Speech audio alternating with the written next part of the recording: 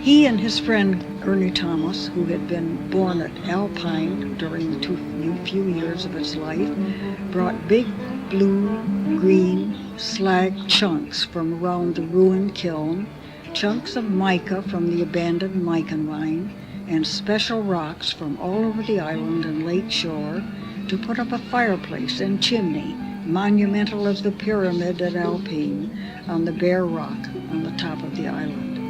Around the stone fireplace they built a 2-story wood frame camp. Sided with cedar shakes under the big pines, it looked as natural and native as a great prehistoric pine cone. It was not long after building the Loon Island camp that Ernie Thomas fell through some rotten ice on a winter trip to Alpine, and his bones became a part of the lake, preserved in watery memory.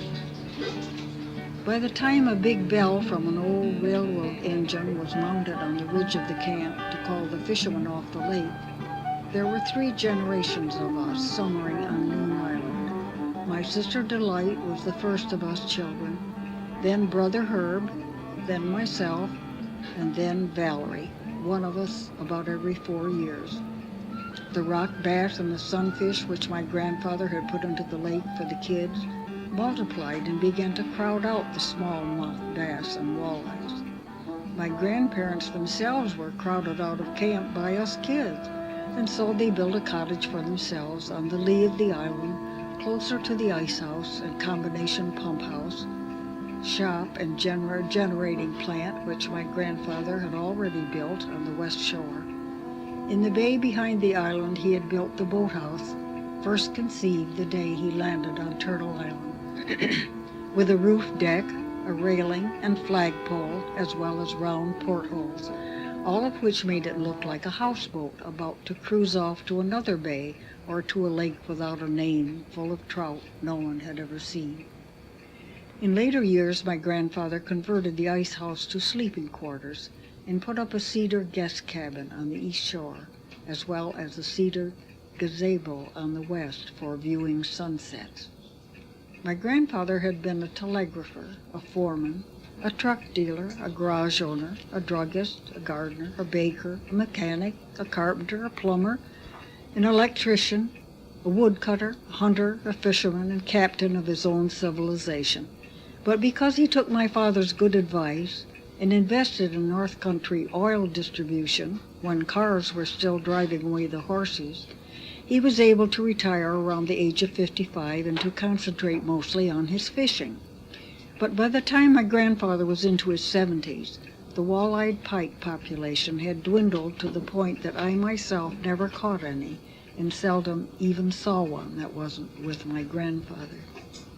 Since the World Wars, most of the shore and hills behind the west shore of the lake had been taken over by the military as a buffer zone around the continually destroyed target area for the long-range artillery of Camp Drum.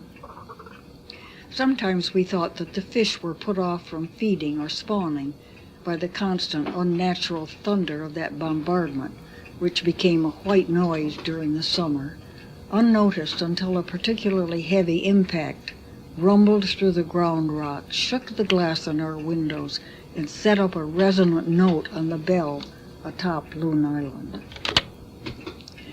Hoping to come home with the last lone monster pike, my grandfather spent many hours fishing at night, when the artillery had stopped and the night-sighted walleyes might be feeding.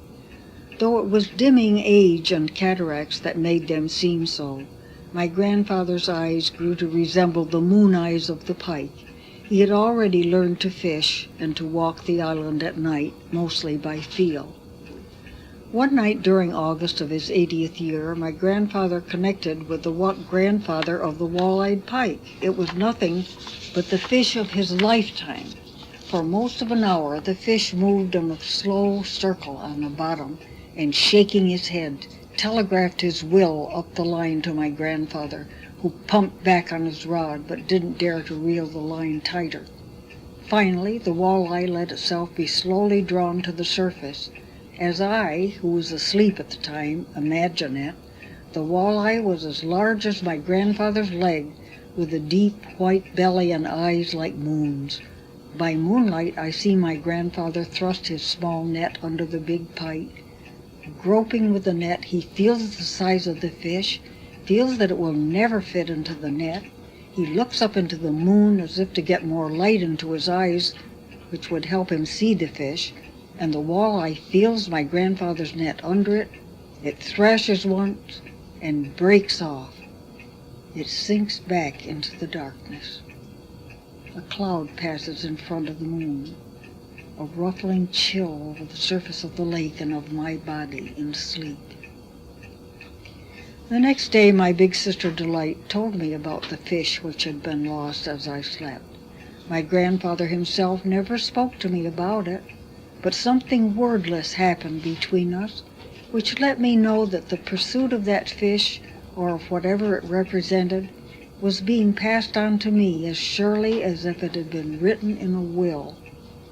Several days after he had lost the pike, I had walked off the island on the boardwalk, through the woods, and to a sand beach and cattail swamp where I often hunted baby snapping turtles disguised as rotting leaves.